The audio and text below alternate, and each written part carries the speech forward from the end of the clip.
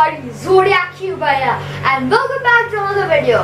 As you can check on my channel, which will be down here, if I'm not mistaken, just down here, I have hit 10 subscribers. Now I can already see people say, guys, just 10 subscribers, you haven't even reached 100 yet. Bleh. And I can also see another type of people say, he said, you're such a horrible child. You're so shy. You're too scared to even show your face. Be more manly. Screw both of you guys. Anyway, guys, I am really thankful for you guys for reaching this milestone. I'm sure that a lot of people will be saying, it's just 10 subscribers. To me, it's like, because I have a problem with, making friends. I have a problem making friends. And considering that there are 10 people who actually liked my content, who liked me, who liked to watch me rage quit at Shovel Knight and watch me screw up and let Taylor Swift die. It's fascinating, seriously. It gives you a kick, kind of like drugs, but it's not drugs. It's just the feeling of, when you have these people who are interested in you. It's a great feeling, especially for somebody like me who's sort of, an introvert. So anyway, enough of me rambling and being mushy. For today's video, I want to celebrate by, doing an analysis/rant kind of video. So it's basically where I, say why I did not like X show or X movie, etc. And these might be, shows from streaming services like Netflix. So yeah, if you haven't seen these shows, do not watch these videos. That's one thing. And second thing is that I would highly recommend you check out some of these shows. Like hashtag not an ad, but seriously, Netflix has amazing shows. Their shows are like, they have really interesting plots, and I love that. So yeah, they're a lot more interesting than your basic TV. So go subscribe to Netflix like now. Hashtag not an ad. Moving on again. Let's begin with Stranger Things Season 2.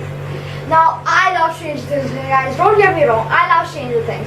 But there were a couple of things in Season 2 which just sort of disappointed me and made me go like, this isn't Stranger Things. I am disappointed. And I'll be expressing my opinions on the internet because that's allowed. Anyway, so here are a couple of reasons why I think, Stranger Things Season 2 was not that great. Reason number 1, the amount of dragging. Why? Why did you have to drag so much Stranger Things Season 2? Like seriously, we had so much of dragging going on throughout the season. We had, Hopper, I wouldn't call it exactly dragging, but a lot of parts just seemed like filler, which wasn't the case in the first season. In the first season, every time you switched to, what X-Person was, let's say for example, we switched from when Mike, Dustin, Lucas and 11 are, dressing up 11 so that you can go to school. And then switching to, let's say, something like what Hopper was doing to find out, what the hell was happening. That transition, we knew what was happening to both parties and we were interested to know what happened to each party. Not so much in Season 2. Because, in Season 2, we found out that, 11 or Jane, as she's known later, when we find out her name, she starts living with Hopper. But why couldn't we have just seen that flashback of, her just reaching to Hopper in the beginning? I saw the trailers for Season 2 and I thought, okay, cool, Jane will have a sister. Awesome. Or 11 back then. I didn't know that she was called Jane, So I was hyped. I saw and I got confused that 11 had a 12 with no superpowers. I was honestly confused. And the starting scene where we find out about Carly, I honestly thought that's what 11 would be when she grew up. I could see the Mohawk guy as Mike, the really buff guy as, let's say, Luke. So I could imagine the characters just becoming like that after, the hook after something that happened. Nope, not at all. And I was so I was just confused. I did 11 out of 12, but she did not. And only through flashbacks, when we saw the flashbacks, I thought, okay, Hopper found this girl which looks like 11, but 11 is still out there in the cold trying to survive. I know this is stupidity on my end, but still, just make it a bit more streamlined at Duffer Brothers. Thank you. Another thing that I want to talk about, the assassination of Carly. We see Carly in the first episode, where I made my own, hypothesis, as I said previously. We see her later when 11 finds out her name is Jane, the terrible things that happened to her mother, and we find out about her car, and that she's Indian and whatnot, which is okay, fine by me. I won't judge, I'm not racist, I'm Indian myself. But, okay, so that happened. Then, we see her taking a bus to Illinois, which is dumb in my opinion, because Hoppers like don't leave. So couldn't she have taken some other means of transport? Seriously, you should have taken a better means of transport. Anyway, besides that, another thing that happened is like she goes there, she finds her, they have a lot of heart-rending moments actually, but we never found out what happened to Carl. We know both of them escaped using their powers, but we didn't get to know exactly how they grew up. That would be something really interesting season 3 could do, but that's just hopes and dreams that gonna get crushed. Anyway, so yeah, I'm getting off topic here, but yeah, so she goes to Illinois. They have their touching moments. 11 gains better control over her powers. They got to kill the guy who electrocuted her mom, and guess what? 11 doesn't kill him. Because there were children there, she didn't want to offend somebody like she was, because she was more humane. But why did she take away Carl's gun? She shouldn't have, seriously. I agree with Carl there, because even though if 11 doesn't want him to be killed, she still has salty memories, okay? She has a lot of bad memories, and if Carl wanted to exact her justice, she should have. 11 shouldn't have stopped her in my opinion. And another thing, when 11 runs away, Carl just goes away in their little minivan thingy, and she is not seen. Why? Why does that happen?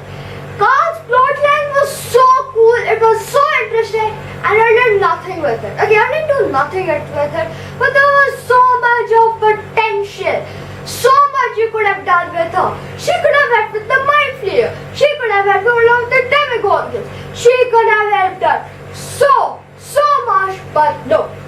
Tough Brothers, use her in season 3, or else I will slap you. Whoopsie, I slapped my camera there. But seriously, use her. She has an amazing plot line. Use her entire gang and help 11 out. Excuse me. And the third thing that that didn't fit with me, that I didn't like actually, was that Joyce had fallen in love, had a relationship with Bob, and Bob was cool. Okay, I liked Bob. He was a cool guy, but I also feel that the Duffer Brothers were just saying no to Joyce when he died. He could have helped out so much, but no, they just let him die. And what makes it worse for me? That is because of Joyce. He ran out of there, he made it to the entrance, he halted because he saw Joyce there. If Joyce would have gone away, so would have he, and they would have survived. But why did Bob the Brain after that? I'm still salty about it. And another thing, Mike starts living with Will because Will is facing some mind fear problems. And they do nothing with it. Seriously, they do nothing with it. Half the time it's just like, hey, you okay? Yeah, I'm okay. I feel I see her, blah, blah, blah. Blah, blah, blah, blah, blah, blah. They barely have any interactions. And then what's the next thing that happens? You know how in season 1 we had 4 people going together? Lucas, Dustin, Mike and 11. Well, drop those 2 and replace them with Steve and that one girl whose name I can't remember because I honestly didn't like her character that much. So yeah, we have those two replaced, and everybody's goals this time feel like a lot more unreal. Like, why did like Nancy have to still worry about Barbara? Why did it affect her relationship with Steve?